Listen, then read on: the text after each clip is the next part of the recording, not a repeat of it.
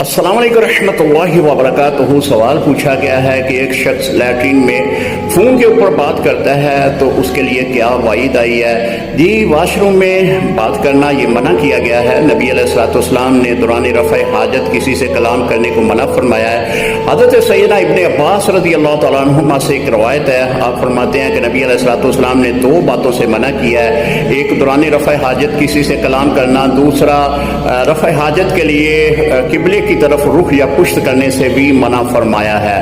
ہاں، اگر بہت ضروری کسی سے بات کرنی ہے، کوئی مزید جانور نکل آیا یا پانی کی بندش ہے، تو اس طرح کلام کی اجازت ہے۔ لیکن ہمارے ہاں اکثر میں نے بھی دیکھا ہے کہ لوگ جو ہیں وہ واش روم میں فون کو سنتے بھی ہیں، سلام بھی کہتے ہیں، تو اس طرح کا کلام کرنا واش روم میں سختی سے منع کیا گیا ہے۔ جب آپ واش روم میں داخل ہوتے ہیں تو آپ کے جو فرشتے آپ کے کندھوں کے اوپر، جن کی اللہ رب العزت کی طرف سے ڈیوٹی لگائی گئی ہے، وہ آپ کے ساتھ نہیں ہوتے۔